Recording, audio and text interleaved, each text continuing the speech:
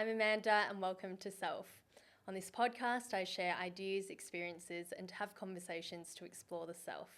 By developing our own self-awareness, we can better show up for ourselves and those around us and hopefully all live happier and healthier lives. Today's episode, I have a very special guest joining me. Her name is Francie Fishman. Francie is the founder of an award-winning yoga school called Pure Flow Yoga. She is a yoga professional, a vocal luminary, and a sacred sounds musician.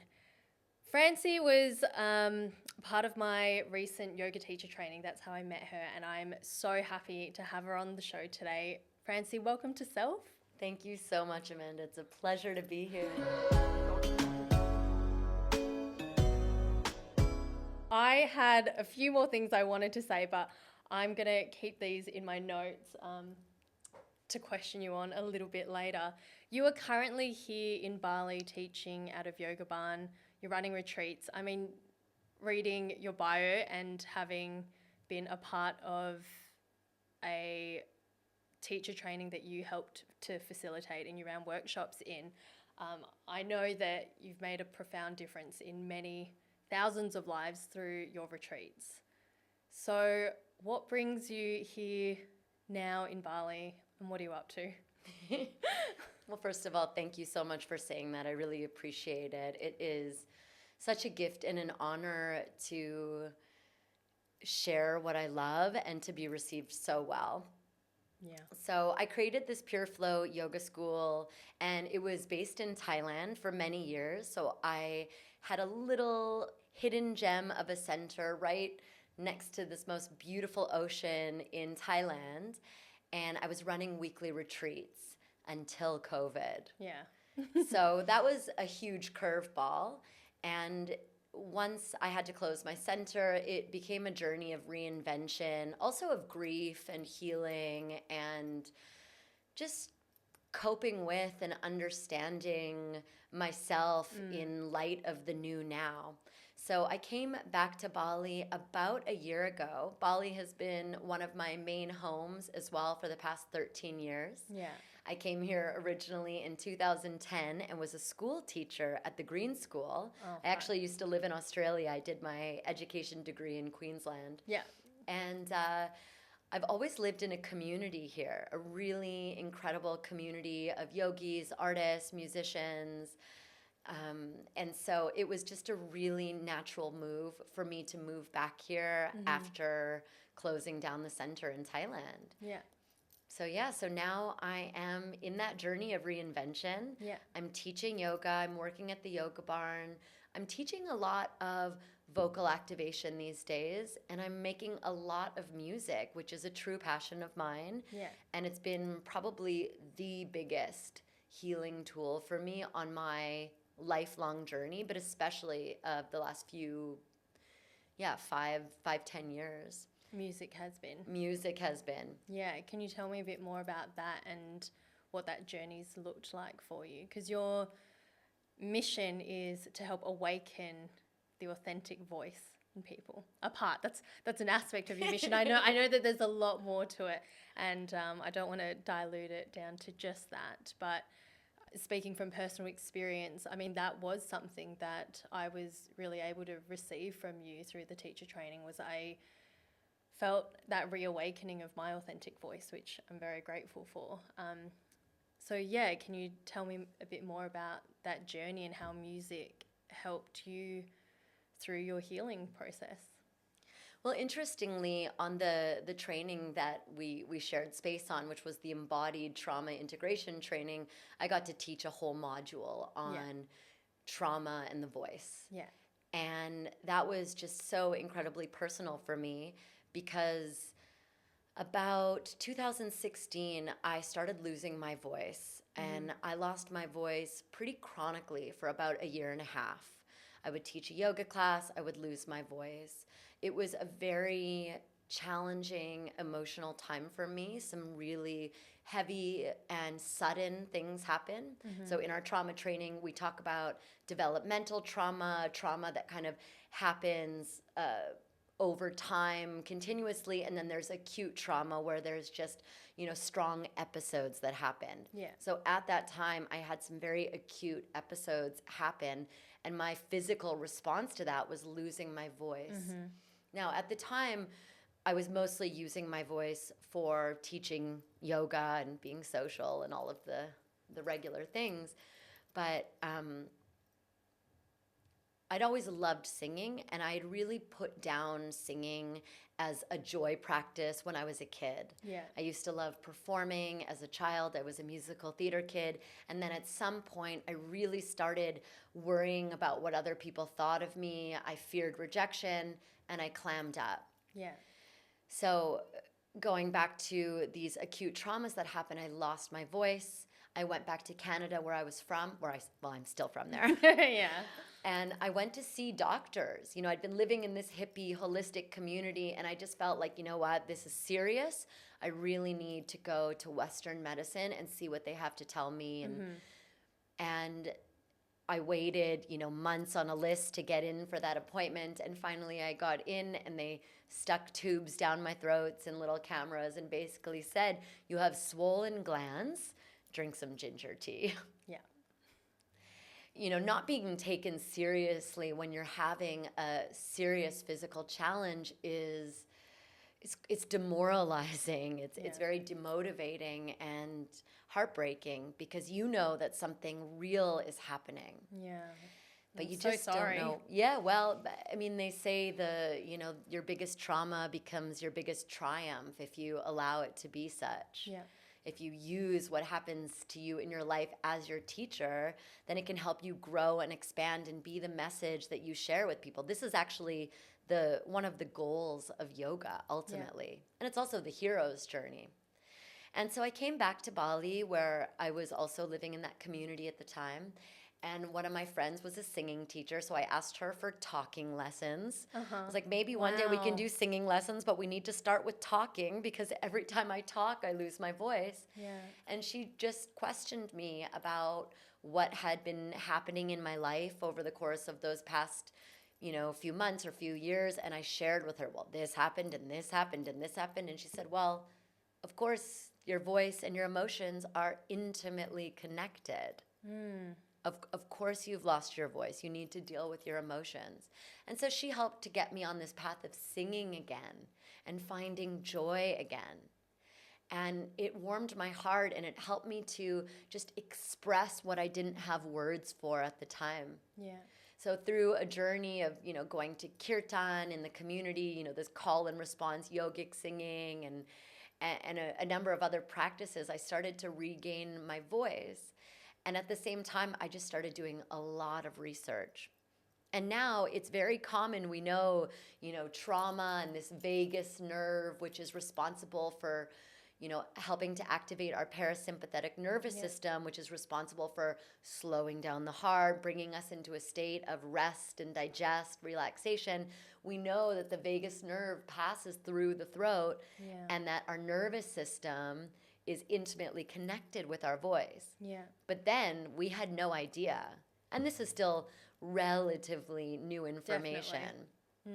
But now it's so incredible to have so much access to science and information about the relationship between psychology and the voice. And it was very empowering to learn that, in an oversimplified way, just dealing with my emotions and dealing with what had happened and my response to what had happened could really help me heal my heart and therefore my voice.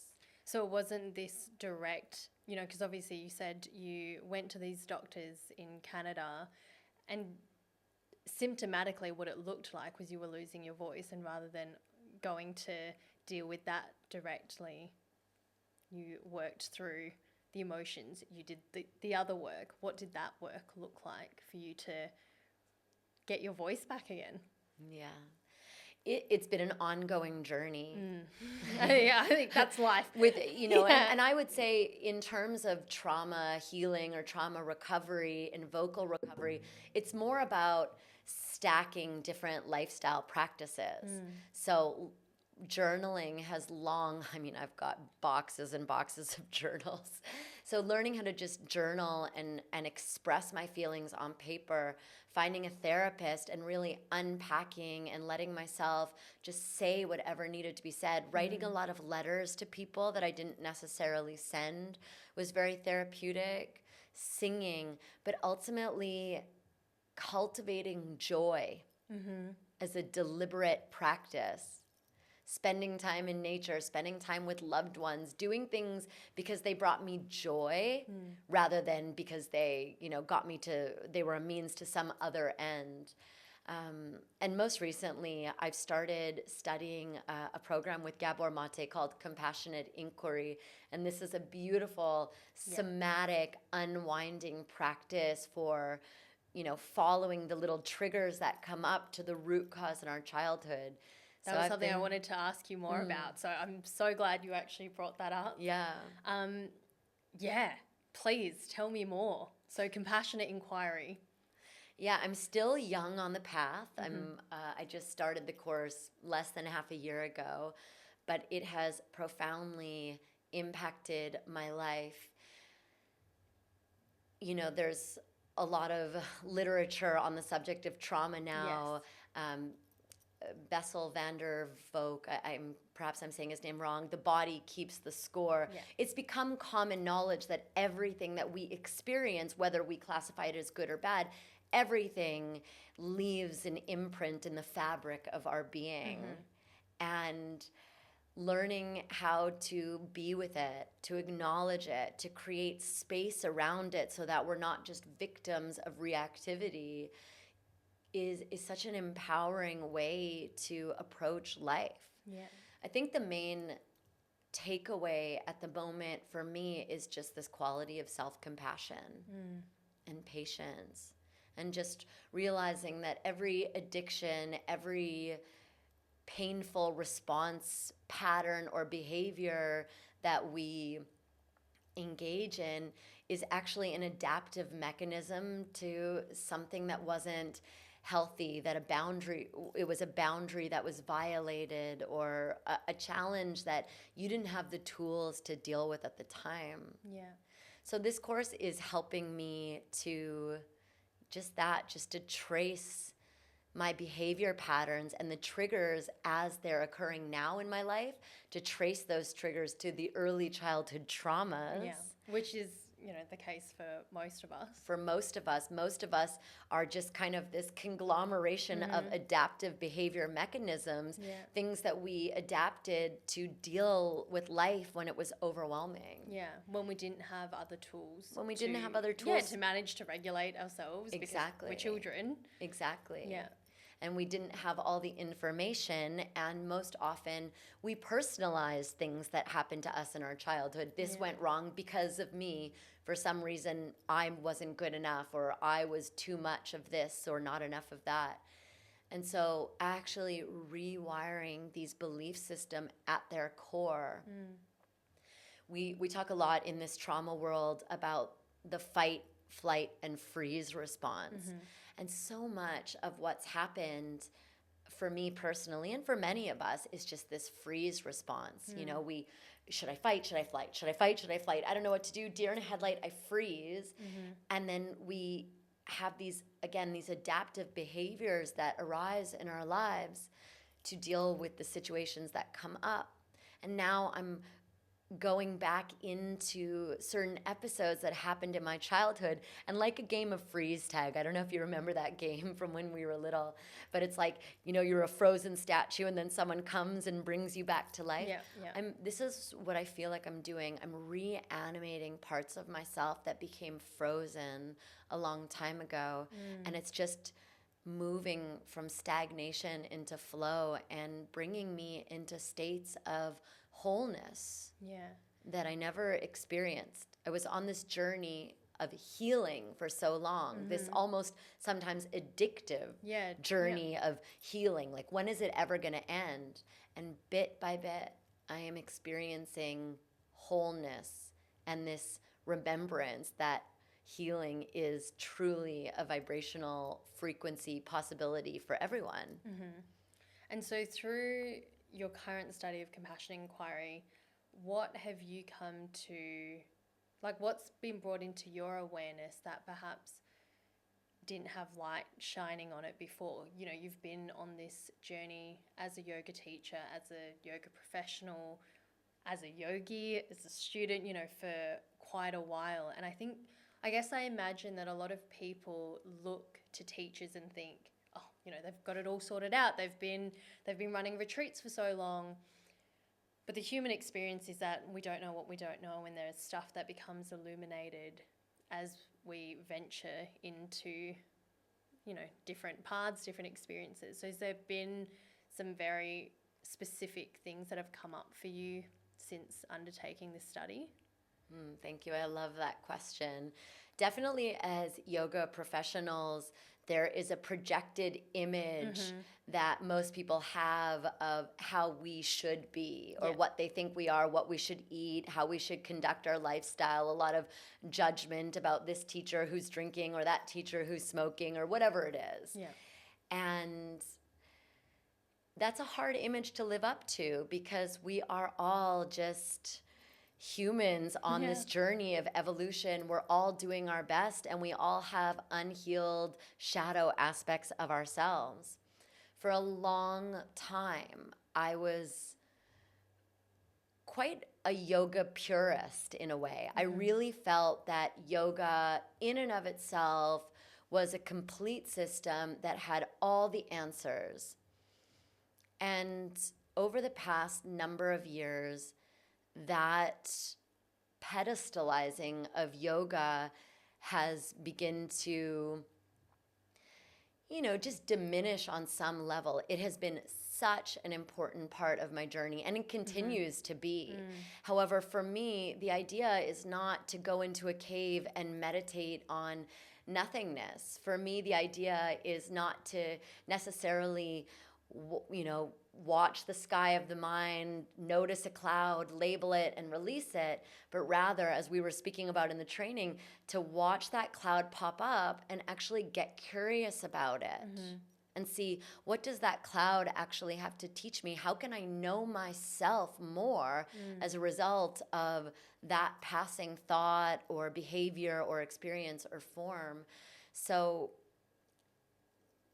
I believe that we need to investigate the stories that we tell ourselves about who we are. Yeah, I love we that. need to investigate our reactions and our responses to life.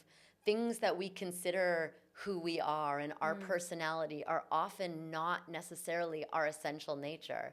So I agree with yoga wholeheartedly that the goal is to come into oneness with our essence. But the method is about finding what resonates for you as an individual.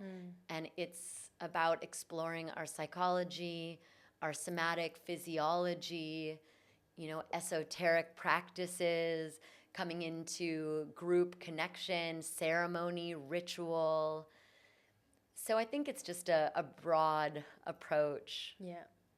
And what have been the methods, the tools that have been most effective in helping you connect with yourself, with your most authentic self?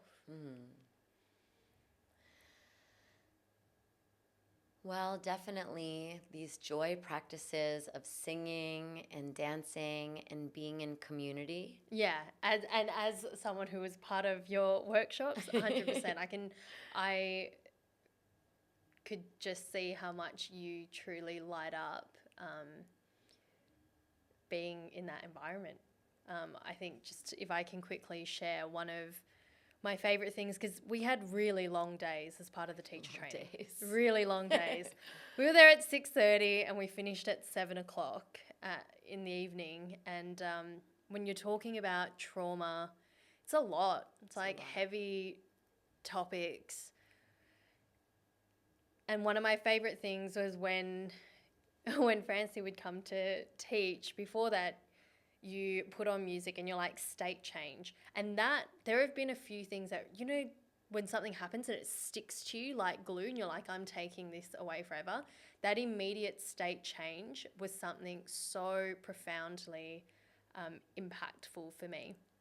and you put on music and you're like, we're just going to dance. And, you know, at first everyone's kind of like, oh, yes, okay, we'll dance This for a is bit. a waste of time. Yes, what are we doing? And in a matter of 3.5 minutes, there was just a total state change. But yeah, I'm grateful to have been able to witness you being there authentically, you just like, I mean, so cliched, living your best life, but truly I could just see you light up. You know, you can see when people are their authentic self, when you see that light beaming from inside out, and I really saw that in you, and I can see the impact that music has for you, which is really beautiful to witness.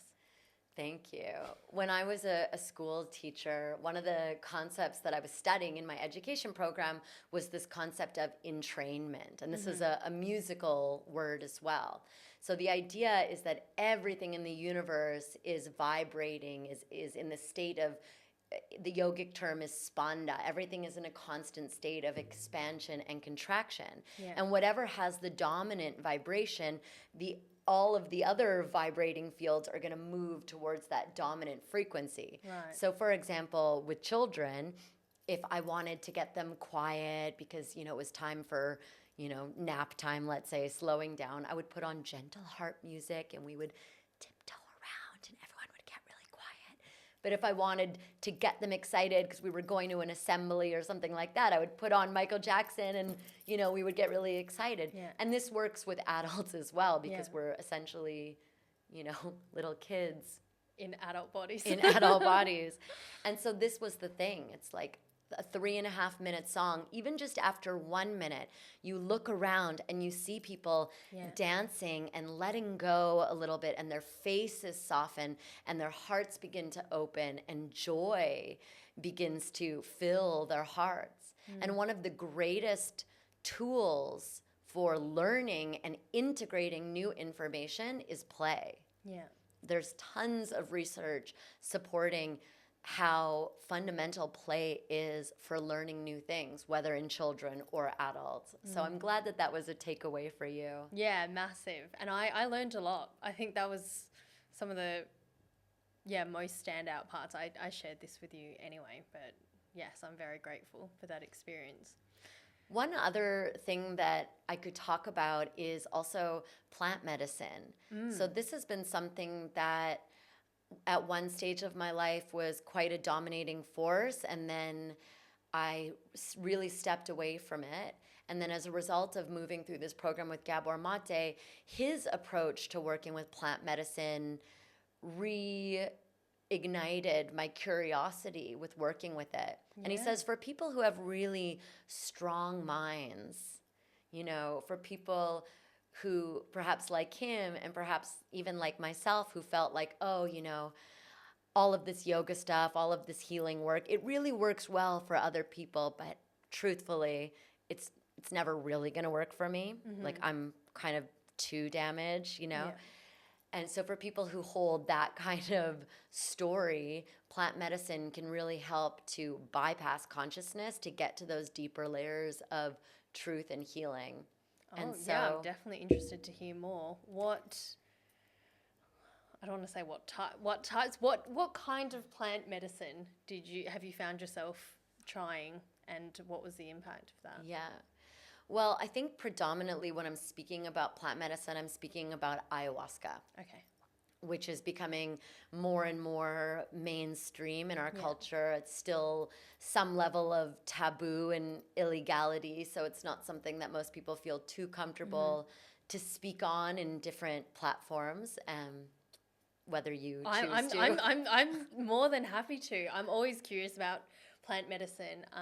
Broadly, I think the term is typically used for essentially anything that people are like, oh, this comes from nature and is medicine. So Sure, why not? shrooms, you know, like anything. So I'm totally on board to speak about ayahuasca. I personally haven't. I remember traveling through South America 7 years ago, and of course, you know, the typical gringo route there, everyone's like, yeah, ayahuasca. And I had never taken any drug at that point, you know. I grew up with being told that weed is a gateway drug. It's so bad. Reefermania. Yeah, it was so, oh my gosh, drugs are really bad. Drugs are really bad. So I remember being there and going like, absolutely not. I will never do that. I definitely saw myself almost, I think I put myself on a bit of a pedestal looking down on people who would take it, because the image that I had of it was just people wanting to do this to, I don't even think I saw it as anything to do with healing. It seemed more like you're just taking a bunch of drugs to try and trip balls, essentially. And that was my only understanding of it. And over the past few years, it's been something I have spoken to a lot of people about. I've come to understand a lot more. I started taking shrooms a few years ago. That was the first drug I ever took.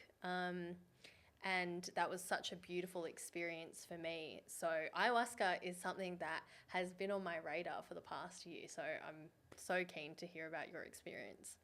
Yeah, and I love what you just shared, because I think there is an element of tick box tourism that has, a culture has grown around this plant medicine world. And there's also just this deep need for people to belong. We as humans have a need for safety and belonging. These are probably the two greatest needs of humans. And within that culture, you can find your need to belong. And I think a big reason why I stepped away for many years was that I became quite disillusioned with the culture that had formed around it, with the fashion and the Insta-celebrities and the credibility or the culture or the Me Too or, the shadow side began to really start shining, and I just didn't want to be a part of it. And it wasn't until I started working with this program with Gabor Maté that I re-engaged my curiosity and thought, okay, well, this doesn't need to be about me belonging to a culture, and rather it's just about me saying an adamant yes to my healing and whatever it was going to take. Okay. I decided that this year was the year that I was going to repair and really be with as much as I could.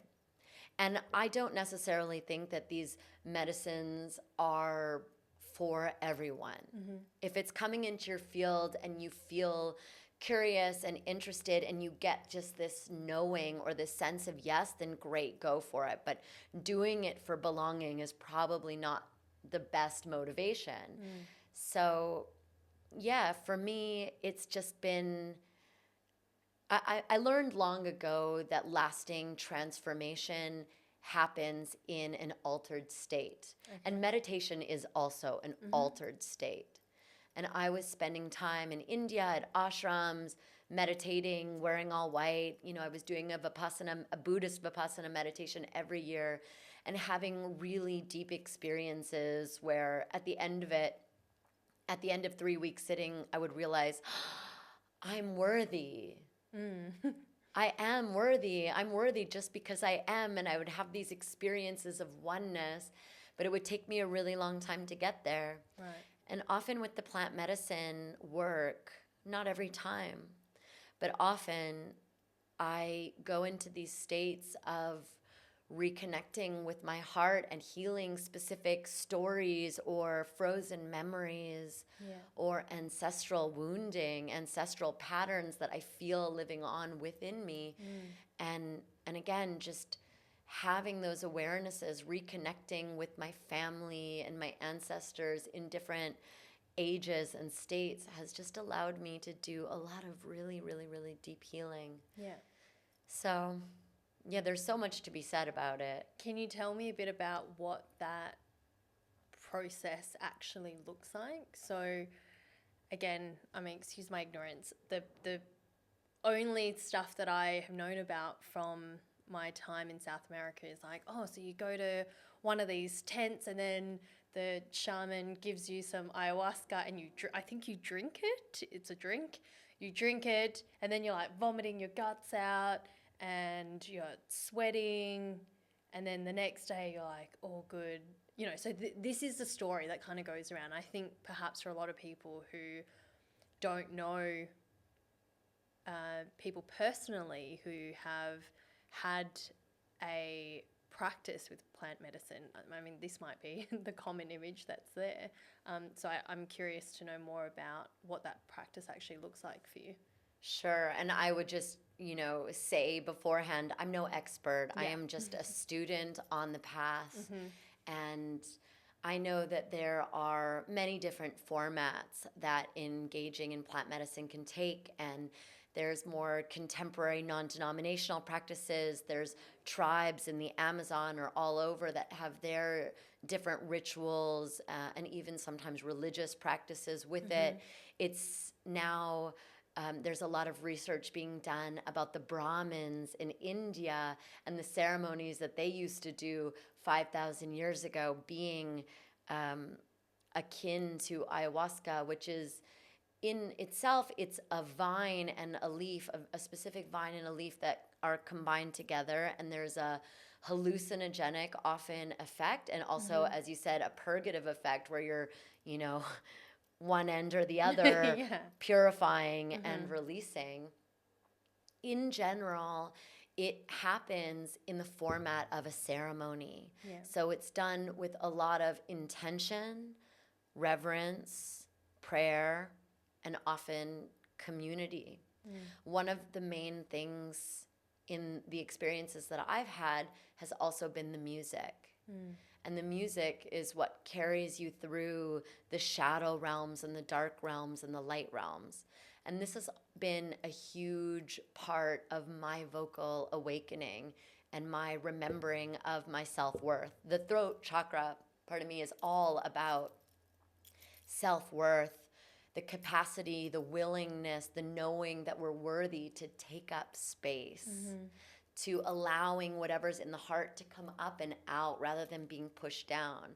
So as the heart opens and wants to release, it wants to come up in song.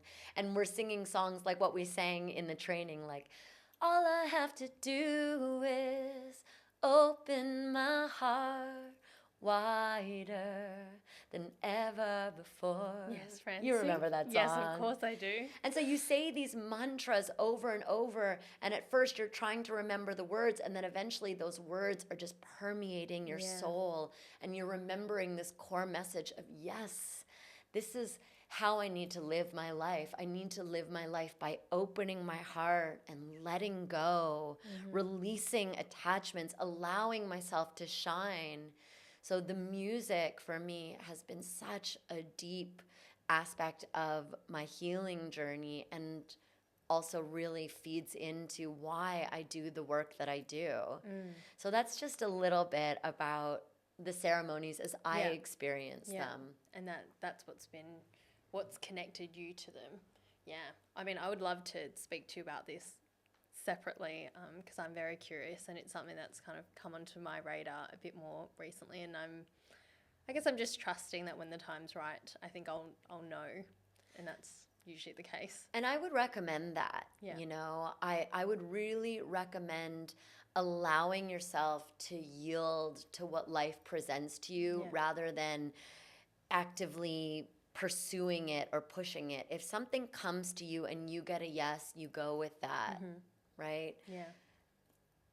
Did you grow up religious by any chance? Just out of curiosity. That's an interesting question. So I grew up in a Jewish family, actually, in Canada, in Winnipeg, Manitoba, Canada. The exotic no coast, I call it. My family itself, my immediate family, wasn't religious by any stretch of the imagination, but they wanted me to experience community. And so I went to Jewish school growing up, and I learned how to speak Hebrew. Awesome. Until I was 12. Until I was 12 or 13. Did you have a bar mitzvah? I did. I had a bat mitzvah in Israel. Wow. Yeah.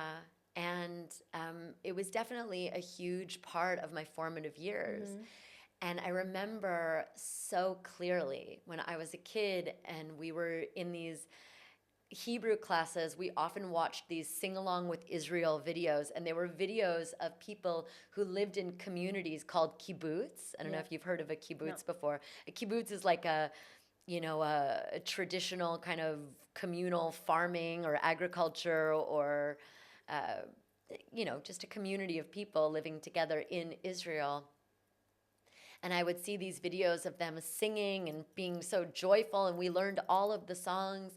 And at that impressionable age, I thought, oh, this is what I want. When I grow up, I want to live on a kibbutz, and I want to sing all the time. Look at how happy these people are. And my life really became that. I moved to Bali, started living in a community of musicians and yogis and medicine workers who sing all the time. And but I wouldn't call myself religious, no. No, but I love that younger little Francie dreamed of that, and you made that happen. And you're using your voice to help people awaken theirs. How do you bring music to individuals who have a hard time connecting through music? I think music is something that brings a lot of emotion out of people. Have you found that it can be, while it's this incredible tool, that sometimes it can be almost an obstacle for people when they're trying to connect with their voice? Well, what's that saying? The obstacle is the way. Yeah, what's in the way is the way, right? That's true. Look, the voice is probably the most powerful and vulnerable instrument that we have. It's this gateway that connects the heart and the mind. So when I begin working with people, I share about the psychology of the voice and its relationship to trauma and the philosophy and psychologies as it's represented in the yogic literature, the chakra system, for example. And the most important thing that I do for myself, but also for others, is to really engage people in what I call permission to sing. I get people to work with these mantras of giving ourselves permission to sound bad, to sing off key, to forget the words, to let go of self-judgment, to let go of playing small, to let go of worrying what other people think of them. I always say that I've got this bag and I give people 10 mistakes to start their practice, or 15 mistakes, whatever it is. And I say I have this bag available at all times. I have an infinite supply of mistakes, and I encourage you to make more.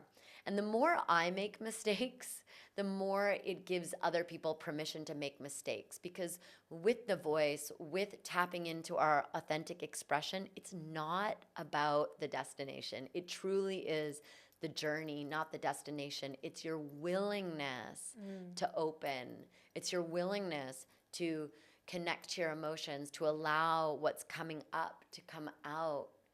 It's really a practice of vulnerability, of emotional alchemy deliberately. So if people are coming to me for that work, on some level they know that. So I make tons of mistakes, also because I'm human and because I'm just in the spirit of play, and in play we make mistakes. That's how we learn. But also because it really helps to empower other people to just enjoy the journey. And how have you seen this work transform people's lives? What does it look like for individuals to be able to awaken their authentic voice? It's been so vast and so rewarding. For some people, it's about public speaking and develop the confidence to be visible and be seen and to speak with volume and with power and with relaxation, with presence. For some people, it's about connecting to those deeper emotional shadow aspects that they've been pushing down or maybe pretending. I have some people that I've worked with who have gone on to record songs and share them, even people who don't consider themselves singers or artists. So I think the main thing is that people redefine their image of who they think they are, because so many people walk around with stories like I'm a bad singer or I can't sing, stories that aren't based on the actual truth, but are based on an image that they have of themselves, or something that maybe a grade 3 teacher told them to mouth the words in the back of the choir, or or someone's boyfriend told them, not to quit their day job and to be quiet, And so what I've really seen with people, regardless of, whether they're on stage speaking or recording music, or just finding more confidence as a yoga teacher, it's just this capacity that people have to trust themselves more,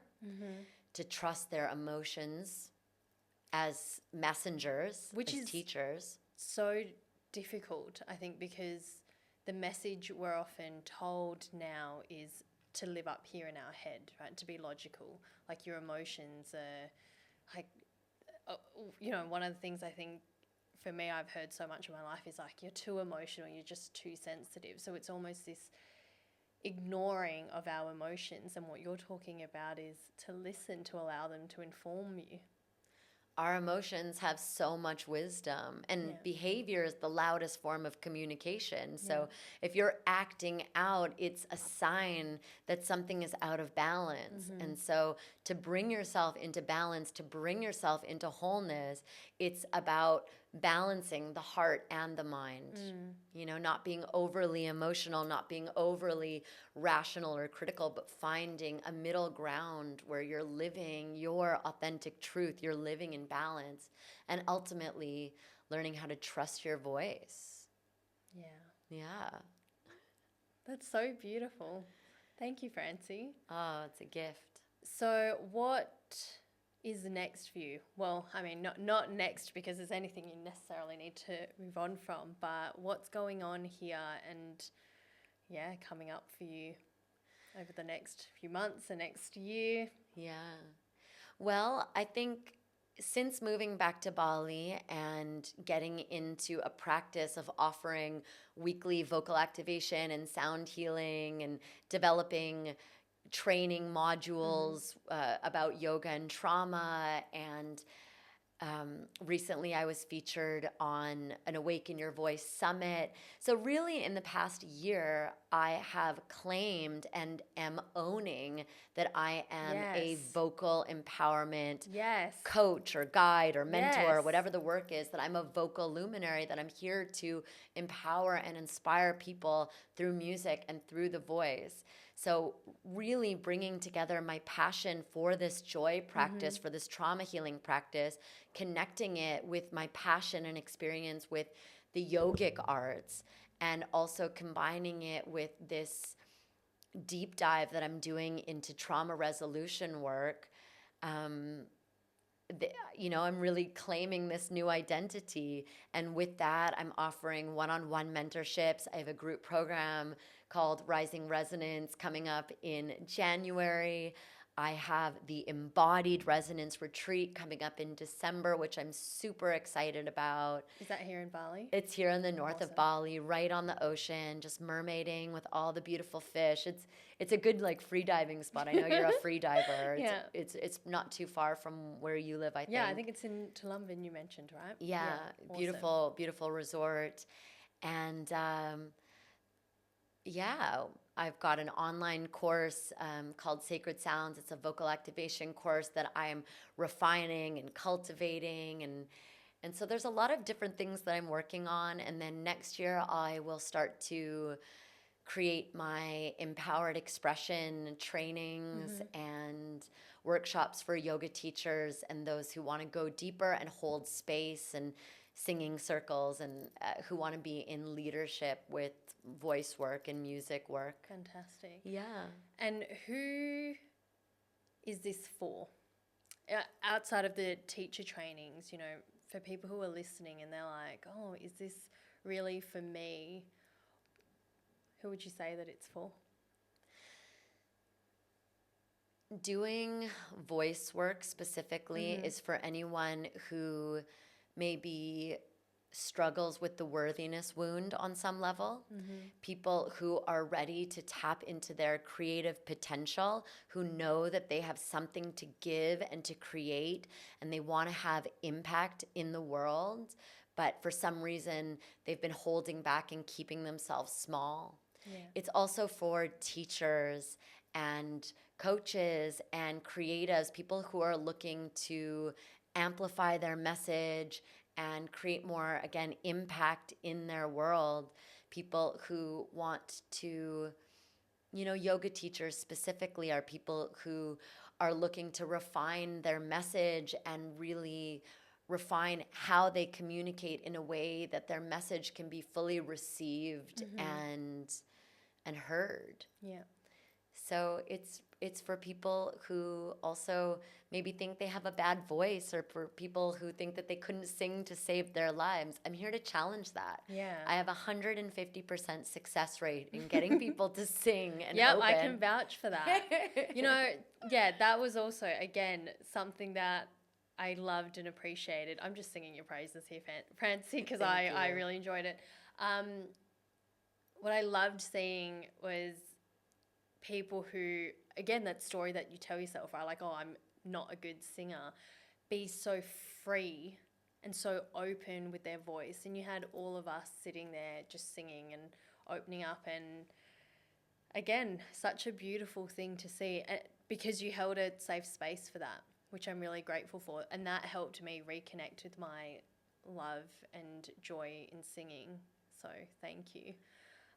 You mentioned a couple of times now, I think this is such a beautiful way to wrap up, joy practices. And that was something you mentioned on the teacher training as well. And I wrote some notes down because I actually wanted to record a separate episode on joy practices, but I think this is the perfect opportunity for it.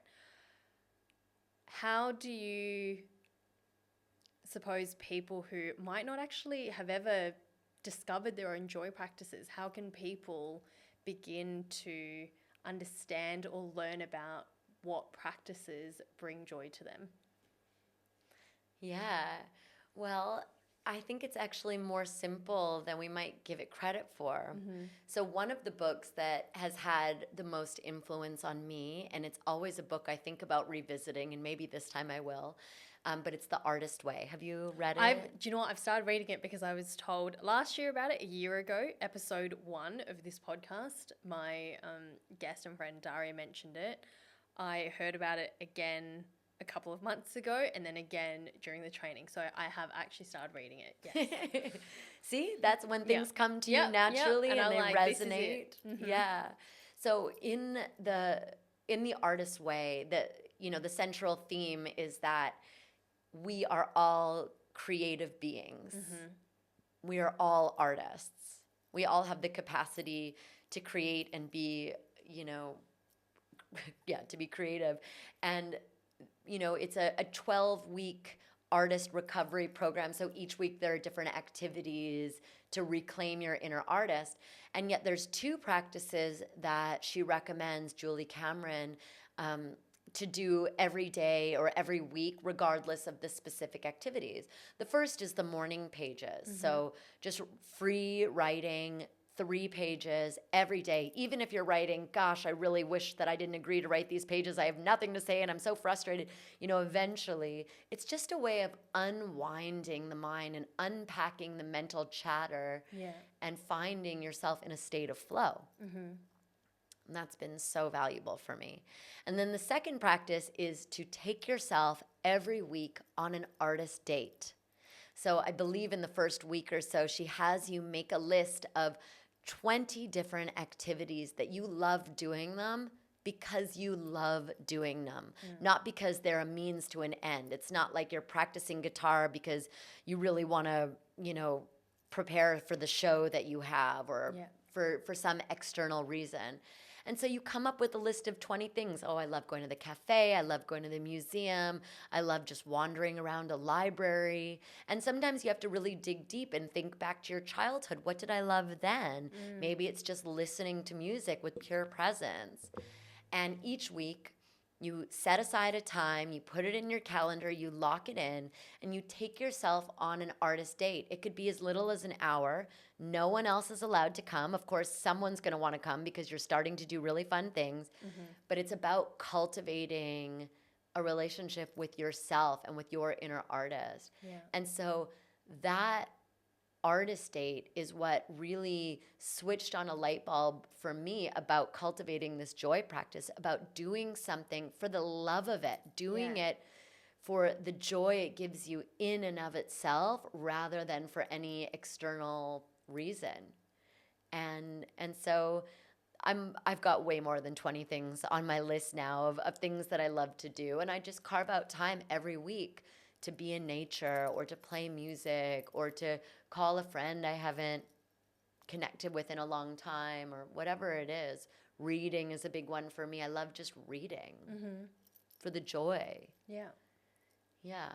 I've read that part of the book. I really have just started it, and that's what she talks about, which I'm very much looking forward to. And I love the idea of uncovering the practices that you just love doing just because. Because as you said, we are just little children in adult bodies, and I've always thought we don't play enough. It's like you work because you have to work to earn money, and you go to the gym because you might want to look a certain way, that there's always some outcome at the end of it outside of just doing it because it makes you happy, which is what kids do. I love that. And I love you sharing that because so much of this work is just about reclaiming and nourishing and nurturing that inner child, holding that younger self. Yeah. Our true nature is free and joyful and easeful. And somewhere along the lines, we forget. And we pile on all of the things that we should do and all of the obligations and all of the things that take us away from our true nature. And that's why it is just so essential that we cultivate freedom, that we cultivate joy. It's a practice like anything else. If you want to be more proficient at meditating, you have to meditate. If you want to be more proficient at joy, you have to practice joy. Practice joy, yeah. That's it. Practice joy. Yeah. Awesome. I am going to include all the ways to contact you, but if people want to reach out to you to learn more about you, what's the best way to do that, Francie? So thank you. You can find me, my website, pureflow.yoga, my Instagram, pureflow.yoga. I have music on Spotify and SoundCloud, and that's under Francie LaFlow. That's my artist name. Love it. Francie LaFlow. I'm a bit of a flow artist. Pure Flow Yoga, Francie LaFlow. Yeah, lots of flow. Lots of flow, but also lots of structure as well, because you can't have flow without structure. So my structure are these brands, Francie LaFlow and Pure Flow Yoga. Yeah, you can find me in all the places. Awesome. And would you like to share a bit of your music now? You don't have to, but if you'd like to, I really connected with a lot of what you shared at the teacher training, you and your guitar, and that was just something so beautiful for me to receive. If you'd like to share, you're more than welcome to, but again, no pressure. If you want to share some music, it's totally up to you. I would have to get my guitar and tune it. Do we have time for that, or should I just do something a cappella? No, we have time. Okay. Totally up to you. Yeah, go get it. Let's go. So I'm just going to share a little song with you that my sister, mentor, teacher, friend, Lindsay Wise shared with me. It's a Hawaiian mantra, and it's a mantra for bringing harmony back into relationships. And so when I sing on trainings or I do vocal activation ceremonies for groups or individuals, I almost always include this song because it is so powerful. The capacity for emotional transmutation and forgiveness that can come from this song are immense. So I'll just share a little snippet. I won't go into the full tear-jerking, crying, snotty, but maybe you'll get the gist. And for those of you listening, this is a really powerful practice that you can bring into your daily ritual, that you can bring to your altar. If you have pictures of people in your lives that you want to sing this to, your mother, your father, your brothers, your sisters, your elders, children, the waters, nature, your enemies, the people that challenge you. So it's, I'm so sorry, I love you, please forgive me, thank you. Ha'aponopono, ha'aponopono. I'm so sorry, and I love you, please forgive me. And I thank you, I'm so sorry, and I love you, please forgive me. And I thank you, I'm so sorry, and I love you, please forgive me. And I thank you, I'm so sorry, and I love you, please forgive me. And I thank you, ha'aponopono, ha'aponopono, ha'aponopono, ha'aponopono, ha'aponopono, ha'aponopono, ha'aponopono. And then you can add the different people in your life. I'll just do one example. Mother, I'm sorry, and I love you, please forgive me. And I thank you, Mother, I'm sorry, and I love you, please forgive me. And I thank you, Father, I'm sorry, and I love you, please forgive me. And I thank you, Father, I'm sorry, and I love you, please forgive me. And I thank you, ha'aponopono, ha'aponopono, ha'aponopono, ha'aponopono, ha'aponopono, ha'aponopono, ha'aponopono, ha'aponopono.